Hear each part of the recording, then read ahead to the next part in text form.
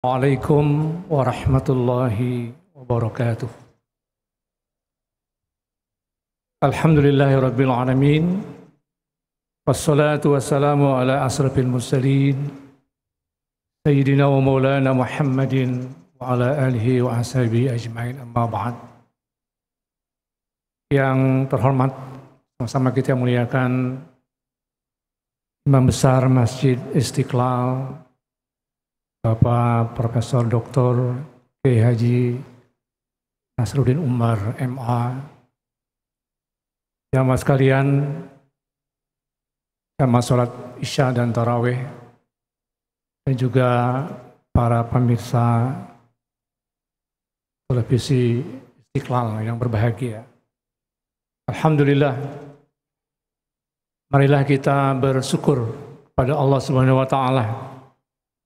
Malam hari ini, malam ke-25 bulan suci Ramadan, kita masih diberikan nikmat sehat walafiat, bisa mengerjakan ibadah saum dan sholat tarawih berjamaah pada malam hari.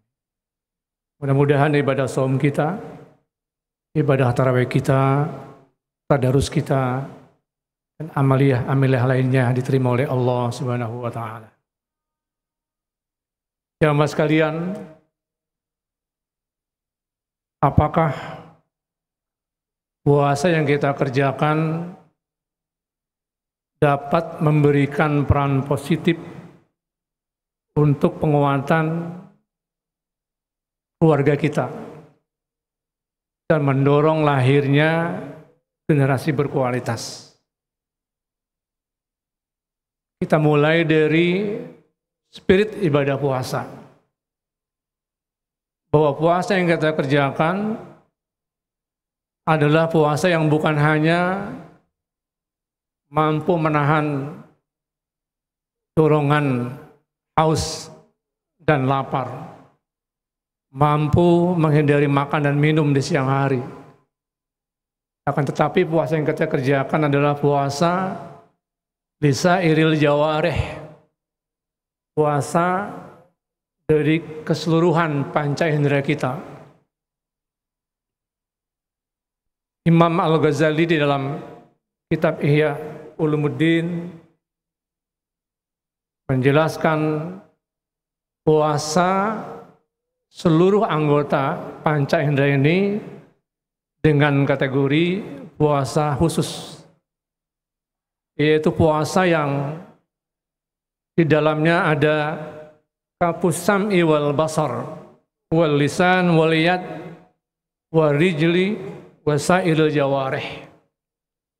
Puasa yang mampu mengendalikan pendengaran kita, penglihatan kita, lisan kita, tangan kita, kaki kita, dan seluruh anggota badan kita terkendali. Nah, spirit pengendalian ini sangat penting untuk mengelola sebuah keluarga, sebuah rumah tangga. Karena banyak terjadi peristiwa konflik keluarga, bahkan peristiwa perceraian. Ini saya catat pada tahun 2024, Bapak Ibu sekalian, itu terjadi sebanyak 408.347 perceraian. Dari jumlah pernikahan di tahun 2024 itu sebanyak 1.478.000. Jadi kurang lebih sepertiga orang yang menikah itu bercerai. Kenapa mereka bercerai? Kalau kita lihat datanya Mahkamah Agung yang dirilis oleh Mahkamah Agung, penyebab terbesar nomor 1 orang bercerai adalah karena banyak selisih paham, ribut omong, cekcok, itu nomor 1. Nah, ribut omong, selisih paham itu adalah gejala akibat tidak mampu mengendalikan diri. Terjadilah konflik rumah tangga. Nah, jamaah yang dimuliakan Allah Subhanahu wa Ta'ala, yang mesti kita lakukan untuk bisa memerankan keluarga kita berperan positif terhadap pembangunan masa depan bangsa. Yang pertama adalah membangun suasana harmonis dalam keluarga. Ini contohnya banyak dalam Al-Quran. Al-Quran menyebut rumah tangga yang tidak ideal itu istrinya disebut dengan sebutan mar'ah. Kita lihat ada beberapa contoh sebutan Al-Quran yang menyebut istri dari seorang laki-laki dengan sebutan mar'ah, seperti istrinya Fir'aun disebut mar'ah. Kemudian istrinya Nabi Nuh juga disebut mar'ah. Istri Nabi Lut juga disebut mar'ah. Jadi sebutan mar'ah adalah untuk keluarga yang tidak ideal. Dalam Al-Quran misalnya Allah berfirman, "Daraballahu masalan lil ladzina kafaru imra'atan Nuh wa imra'ata Lut kanata tahta abdaini min ibadina shalihain." Kenapa Nabi Nuh keluarganya disebut tidak ideal? Nabi Nuh dapat perintah membuat kapal di tengah hutan karena akan diberitahu Allah akan ada banjir bandang. Lalu istrinya menyebarkan ke setiap orang, ke seluruh masyarakat, bahwa Nabi Nuh innahu majnun.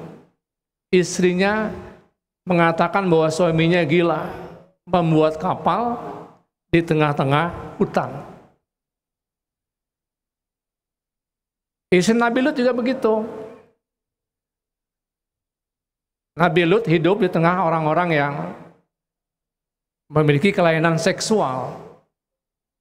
Dikirim oleh Allah 2 orang malaikat yang ganteng-ganteng, datang tengah malam, istrinya membocorkan bahwa di rumahku ada 2 orang laki-laki yang sangat ganteng. Jadi rumah tangga seperti ini disebut rumah tangga yang disharmonis. Termasuk jamaah sekalian adalah rumah tangganya Nabi Zakaria. Di rumah tangga Nabi Zakaria, pertama ketika Nabi Zakaria berkeluh kepada Allah, "Wa inni khiftul mawaliya min wara'i wa kanat imraati aqir. Wa kanat imraati aqira. Fahabli min ladunka waliya." Jadi seorang yang sudah berumah tangga, belum punya keturunan, itu kondisinya berpotensi terjadi perselisihan, terjadi kegalauan, kekhawatiran siapa yang melanjutkan keluarga ini. Lalu Nabi Zakaria berdoa, kemudian fastajabna lahu wa wahabna lahu Yahya wa aslahna lahu zaujah. Nah, sebutan yang kedua, ketika Nabi Zakaria doanya dikabulkan oleh Allah, mendapatkan seorang anak bernama Yahya, maka sebutan bagi istrinya menjadi zaujah. Ini artinya apa jamaah sekalian? Bahwa salah satu ujian dan cobaan berumah tangga adalah ketika menikah belum dikaruniai anak. Maka berdoalah kepada Allah, semoga Allah berikan anugerah keturunan. Kemudian jamaah yang dimuliakan Allah Subhanahu wa taala, yang kedua, selain membangun suasana harmonis antara suami dan istri, yang kedua adalah berusaha keras mendorong dan melahirkan anak yang soleh, anak yang berbakti kepada kedua orang tuanya dan taat ibadah kepada Allah Subhanahu wa taala. Dalam Al-Qur'an Allah Subhanahu wa taala mengingatkan kepada kita bahwa Allah agar kita mewaspadai satu keadaan di masa setelah kita ada anak-anak yang lahir, yang tumbuh kembang setelah kita tidak ada, menjadi generasi yang lemah. Wal yahsal ladzina law taraku min khalfihim dzurriyyatan di'afa khafu 'alaihim falyattaqullaha wal yaqulu qawlan sadida. Dan hendaknya kalian khawatir kalau di belakang kalian meninggalkan generasi yang lemah.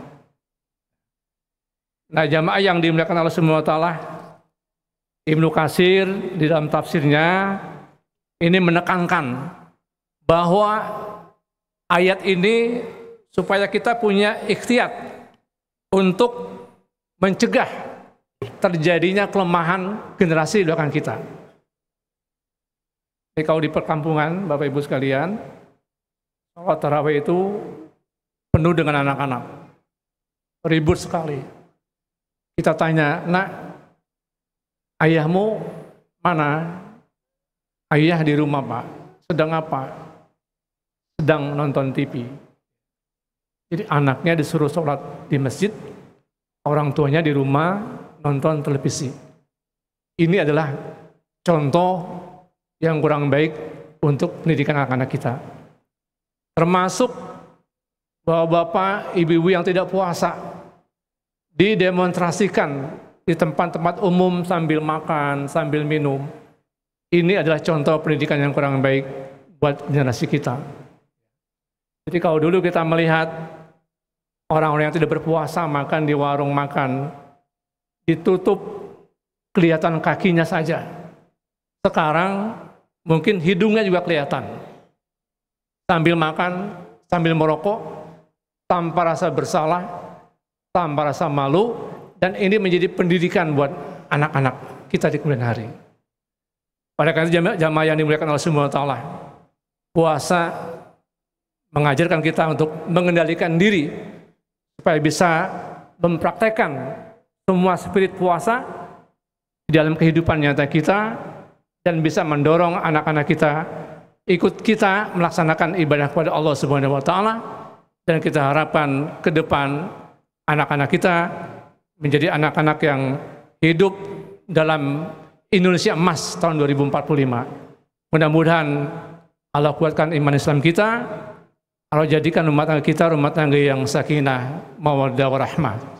Demikian, wabillahi taufiq wal hidayah. Assalamualaikum warahmatullahi wabarakatuh. Allahumma salli ala Muhammad. Allahumma salli wa sallim ala sayyidina